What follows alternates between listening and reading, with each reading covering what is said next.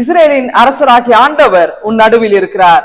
நீ எந்த தீங்கிற்கும் அஞ்ச மாட்டாய். செப்பனியா 3ஆம் அதிகாரம் 15வது வசனம்.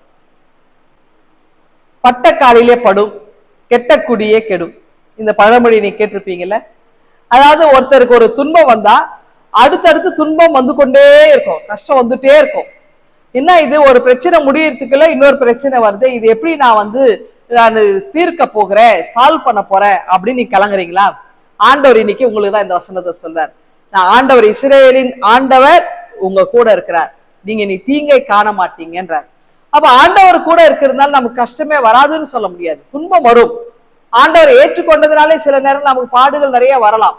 ஆனால் அந்த பாடுகளுடைய ஆண்டவர் நம்ம கூட இருக்கிறார். அத பெரிய அற்புதமாய் நம்முடைய வாழ்வை மாற்றி அமைக்கிறவர், சாட்சியாக மாற்றுகிறவர். அப்ப அந்த துன்பத்திலிருந்து நம்ம வெளிவருவதற்கு ஆண்டவரே நம்முடைய கரத்தை கொடுத்து நமக்கு அதுல இருந்து தூக்கி மேலே விடுகிறவரா இருக்கிறார். அப்ப இஸ்ரேலின் மக்கள், அந்த ஜனங்க, இஸ்ரேல் ஜனங்க ஆண்டவரை குறித்து ரொம்ப மகிழ்வாங்க. ஏன்னா அவங்க பயங்கர நம்பிக்கை, அவங்களுக்கு ஆலயம் மேல உயிர் மூச்சு. அது ஏன்னா அவங்க பாத்தீங்கன்னா அவங்களுடைய குடியிருப்பு நடுவிலே ஆண்டவருடைய ஆலயம் இருக்கும்.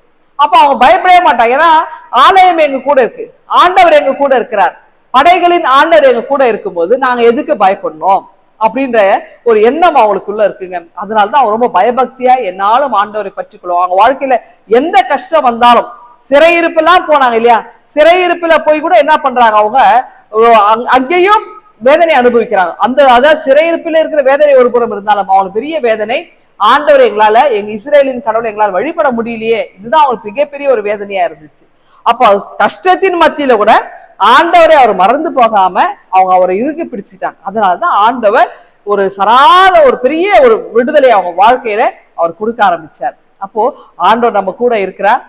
துன்பம் இருக்கும், ஆனால் அந்த துன்பத்தை எளிதிலே மேற்கொள்வதற்கு, அதிலிருந்து வெளிவருவதற்கு ஆண்டவர் நமக்கு பலனா இருந்து நமக்கு துணையா இருக்கிறார். இனி நீங்க எந்த தீங்கையும் காண மாட்டீங்க அப்படின்னா இஸ்ரேலின் ஆண்டவர் உங்க நடுவுல இருக்கிறார், உங்க கூட இருக்கிறார், உங்களோட இருக்கிறார்.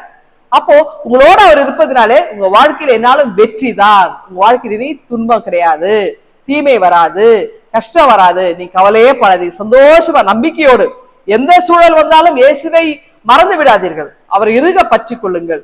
அவர் உங்களை எல்லா நிலைகளில் இருந்தும் உங்களை விடுவித்து, துன்பத்திலிருந்து விடுவித்து, உங்களை நன்மையால் உங்களை முடிசூட்டி இந்த நாளை வழி நடத்தி காப்பார். நம்பிக்கையோடு இந்த நாளை துவங்குறீங்களா? ஆண்டவர் உங்களை ஆசீர்வதிப்பாராக. ஆமாம். என் அன்பின் ஆண்டவரே, இதனால எங்களுக்கு ஆசீர்வாதமாய் அமைய கிருபை தாரும். மீட்பர் இயேசுவிலே ஜெபிக்கிறோம் எங்கள் அன்பின் கடவுளே. ஆமென்.